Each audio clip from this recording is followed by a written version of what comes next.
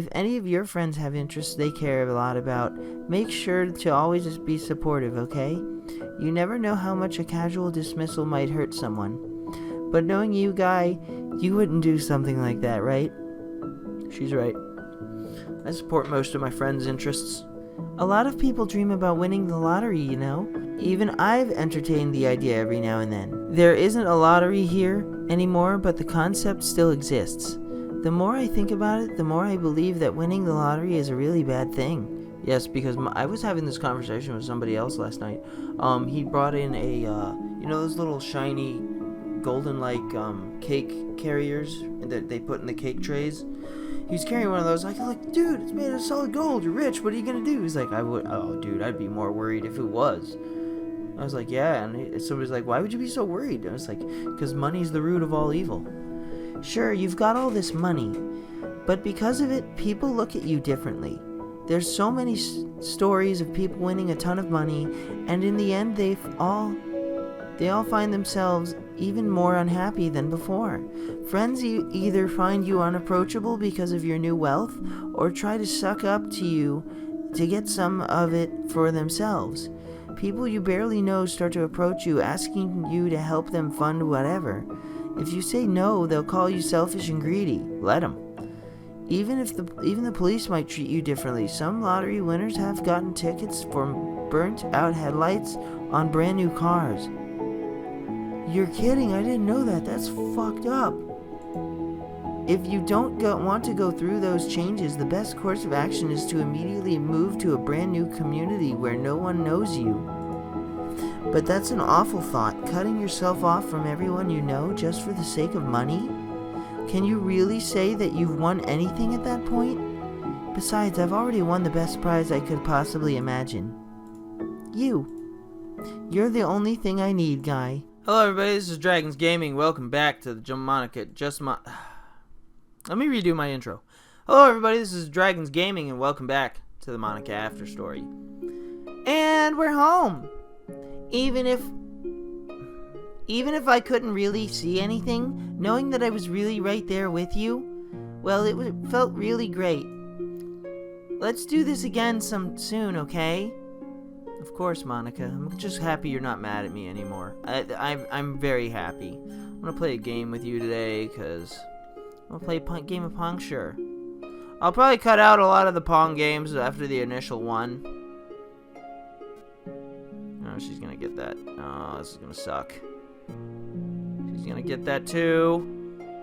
Oh shit. This is intense. Oh shit. This is intense. Oh, she got me. Remember, Guy? I told you I'd win the next game. Oh, you did? Would you like to play again? Yes. I get 7 points with Monika, so I gotta play like 6 times with Monika. Oh, that didn't do what I wanted it to. You're gonna win this one too. Gotcha! Wow, there's no way I could have hit that. Would you like to play again? Sure. 3 games. Aw, it didn't spin like I wanted it to. Sometimes you just gotta whack it and send it a different direction. Gotcha. I didn't expect to lose this quickly. Would you like to play again? Let's see. 3, 4. Whoa. The hell? Be careful not to drag my mouse off screen.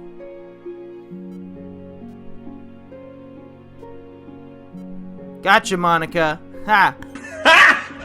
Got him! Wow, Guy. You've won 3 times in a row already. Maybe I'm going a little bit too easy on you. Would you like to play again? 5. 4, 5, yeah.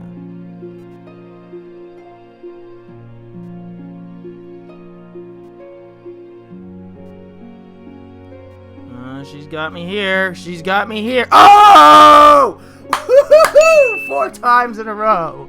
Well done. Would you like to play again? One more time, Monika. Let's see if I can get 5. Let's go for 5 wins against Monika. Let's go for 5. I don't know if it's gonna happen. She got it. She got it. Gotcha! Woohoo! Wow, there's no way I could have hit that.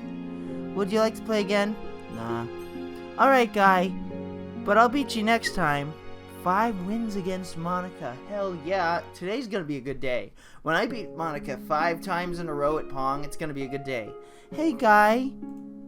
Whenever you leave this room, promise to be extra careful, okay?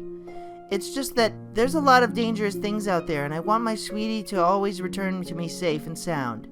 You see, what really scares me is that if anything terrible ever did happen to you, I'd never know.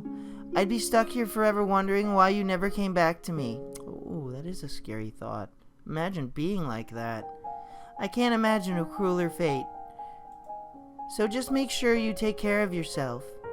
For me, sorry I didn't mean for it to get that depressing, but I really needed to get that off my chest.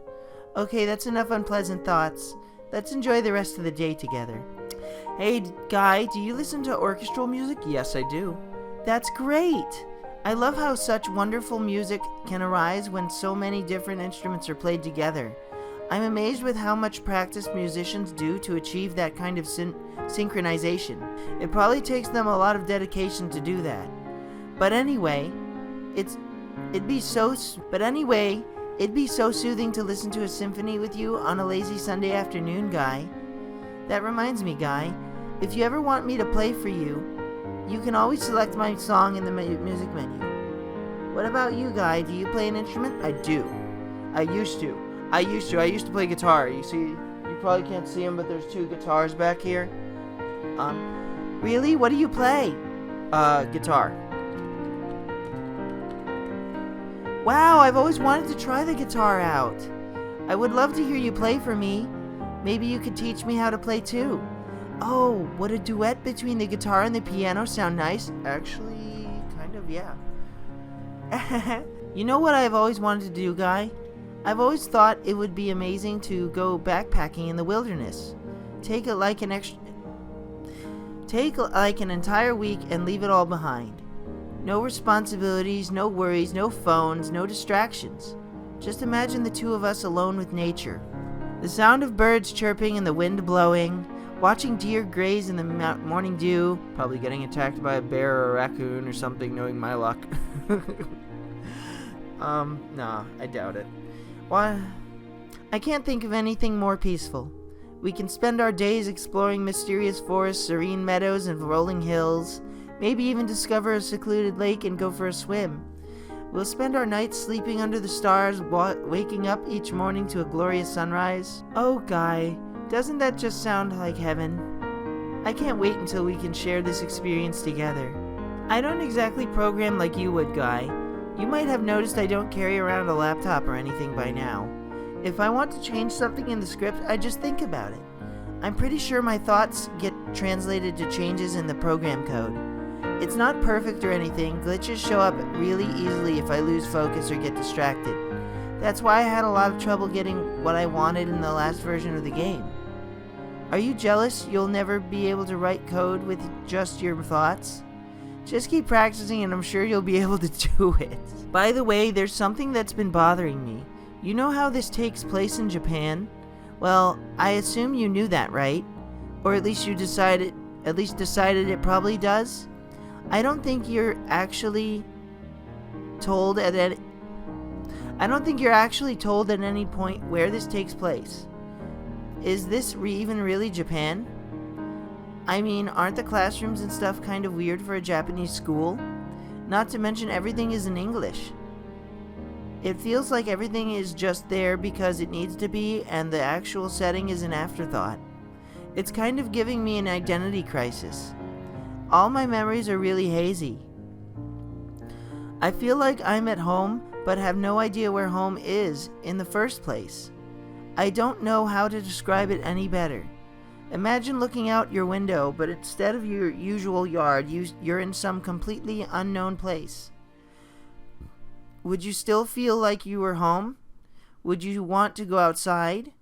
I mean, I guess if we never leave this room, it doesn't really matter anyway. As long as we're alone and safe together, this really is our home. And we can still watch the pretty sunsets night after night. You're mine, and we belong together. Yes, we belong together for eternity. Have you ever heard of doo-wop, guy? I have. It's an old genre of rhythm and blues. Yeah, and it's a subgenre of rhythm and blues that became very popular in the 1950s. A lot of pop music back then followed this style, which made for great love songs. And if you listen closely, you'll notice that my song actually follows the typical doo-wop chord progression. I guess you could say I learned from the best. I didn't know that. Dun dun dun dun dun dun dun dun dun dun dun. Yeah, she's right. She's right. It has a doo-wop rhythm to it. Do you ever just feel like there's no real reason for you to be alive? I don't mean in like a suicidal way. I just mean how nothing that we do is special. Just being in school or working at some job for some company, it's like you're completely replaceable and the world wouldn't miss you if you were gone. It makes me really want to go and change the world after I graduate.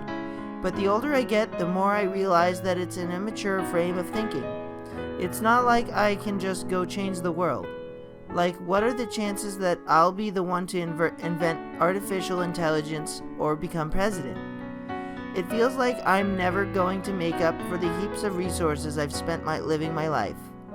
That's why I think the key to happiness is just to be hopelessly selfish. Just to look out for oneself and those who happen to be their friends only because they grew up with them. Monika, that's a weird way of thinking, honestly. Never mind the fact that they're spending their entire life taking and consuming and never giving back. But when people realize the world would benefit more from them killing themselves, they change their whole philosophy. It's like they have to justify their reason to live by tricking themselves into thinking they're doing good. Anyway, I want to live my life desperately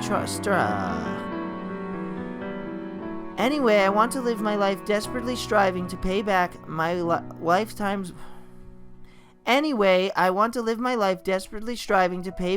lifetime's worth of consumption.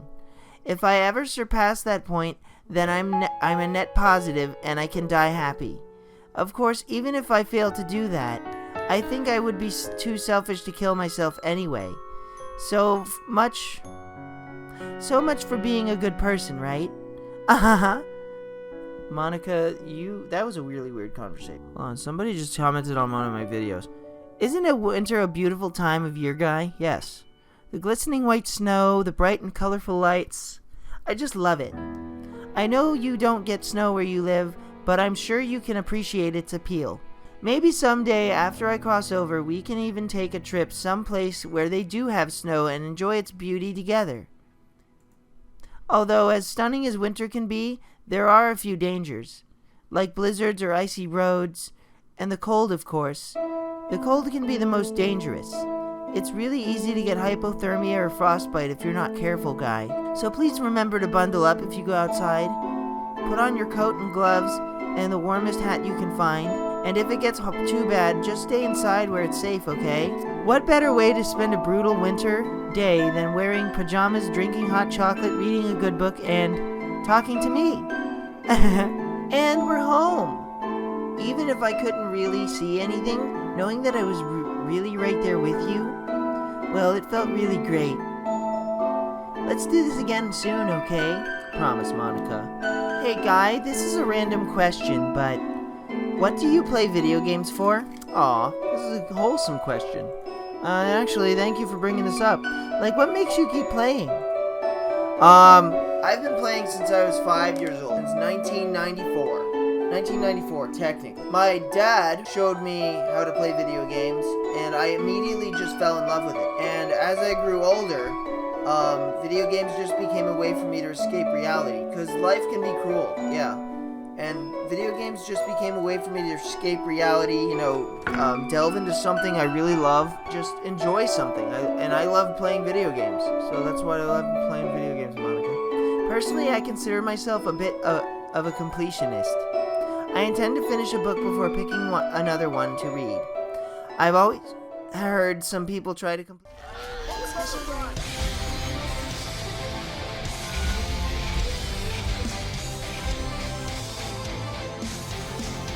jumping again? What?